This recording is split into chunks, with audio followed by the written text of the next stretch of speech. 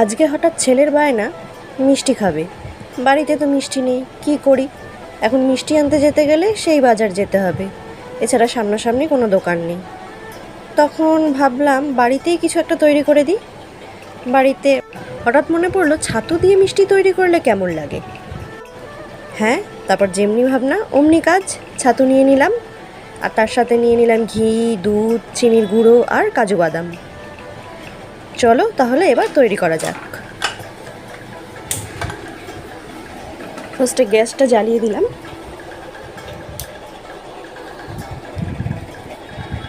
এক বাটি ছাতু দিয়ে দিলাম।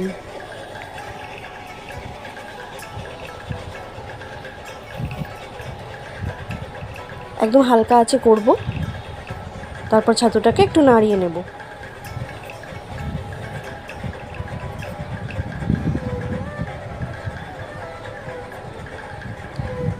এরপর ছাতুর ওপরে দিয়ে দেব আটা, ঘরে যেই আটা আছে সেই আটা। আবার একটু নাড়াচাড়া করে নেব।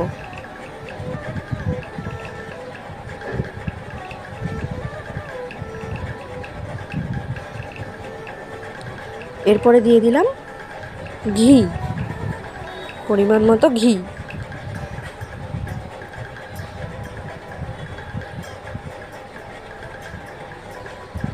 আবার কিছুক্ষণ নাড়াচাড়া করে নেব।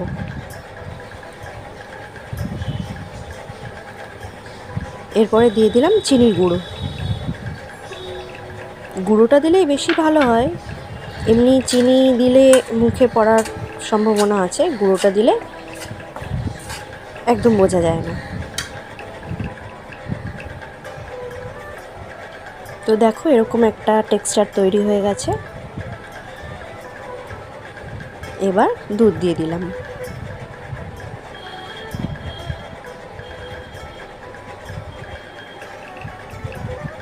দুধ দিয়ে ভালো করে নাড়াচাড়া করে নেব, একটা ডো মতো তৈরি করে নেব।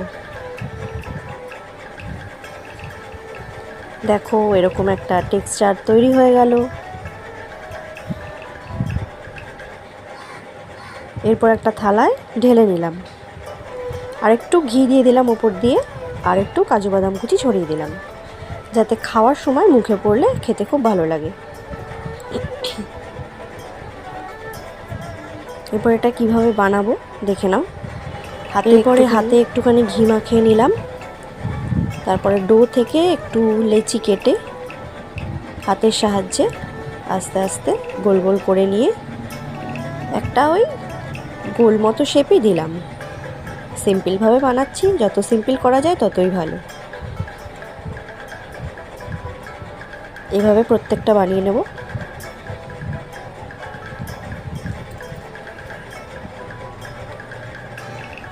আবার হাতে একটু ঘি মাখিয়ে নিলাম, দিয়ে আবার একই রকমভাবে পরপর সবগুলো করে নেব।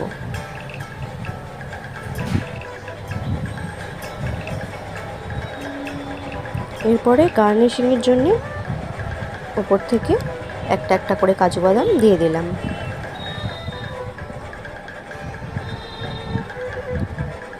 দেখো রেডি হয়ে গেল আমার ছাতুর সন্দেশ। খুব সহজ পদ্ধতিতে, একদম ঘরোয়া উপায়, খুব টেস্টি অ্যান্ড হেলদি।